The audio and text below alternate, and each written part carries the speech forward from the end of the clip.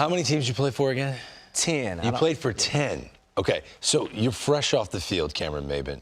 Would you agree the managerial role has changed? Since 2007, your first manager was Jim Leyland, who I also believe will be in the Hall of Fame someday. Your first manager was Jim Leyland. Over the course of your career, how has, broad stroke this now, because there are, outliers, the Buck Showalters, the Terry Franconas, the Dusty Bakers, but for the most part, how has the managerial role changed? Well, it's changed from a standpoint of, I highly doubt that it was anybody in any organization that could call down and tell Jim Leyland who they wanted in the lineup that day. That would never happen with Jim Leyland, running the show. He would tell you early in spring training, hey, I don't care, where you're from. I don't care who you are, how you look, how old you are. I'm going to play the best. I'm going to play the guys who show up on time and give me the best effort, and that's what I'm going to do. So now you see a lot of lineups made by a computer, some smart guys behind the scenes, but, these managers just don't have as much rope and room, to make decisions as they once have. And I think that's missing in the game. I think it's a fine line between having guys who do know the game, the eye test still matters to me, and having guys that have experience in leading men, I think is so important. And I think that's something that, is forgot when organizations are hiring a manager, for sure. I think there's a motivational factor, too. When you take that power away from the manager, he has no power over the player. Greg, you got to hustle.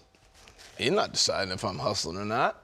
You know what I mean? Well, my lack of hustle isn't going to keep me in or out of the lineup. Yeah, because that's being decided upstairs. Exactly. But if that manager has that decision and he's told you you're not hustling, you're not playing, changes kind of how you look at it. Powerful individual. Yeah. So of all your former managers, Jim Leyland's not managing now, is there a current manager that you played for that you think should be the prototype manager?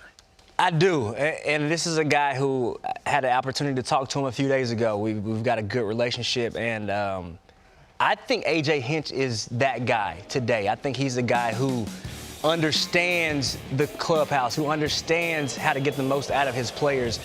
He's a guy, we talked about, having a veteran guy like Miggy. He spoke to me about, laying out Miggy's his schedule, from month to month, so Miggy's comfortable, so he knows what's going on. That's having a feel that's hard to teach.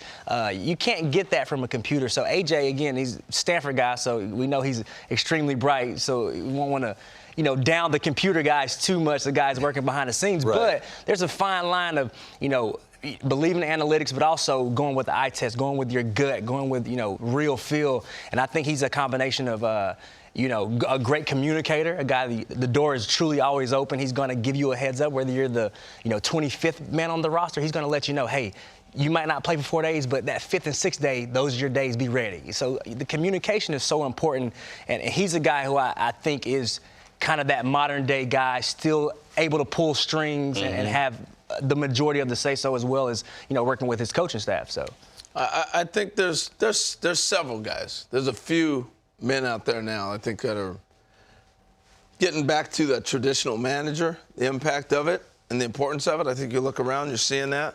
Bob Melvin, Buck Showalter, Dusty. Joe Girardi, Dusty Baker, Alex Cora. I think Dave Roberts is in that vein in a sense. Dave is in that. But here's mode. what I think is really going to change that. The DH in both leagues now changes that a lot, but I think the shift rule changes it dramatically because it changes the whole game. It changes a hit and run. It changes a steal. It changes defenses. It changes the athletes you play. It changes the whole game. It changes our draft that we're getting ready to have coming up in July. Because you are no longer going to have that third baseman sitting playing, calling him second base in deep right field. Strategy is now coming back. I think this is important. And the pitch clock will change that as well. That, to me, is the biggest aspect of it.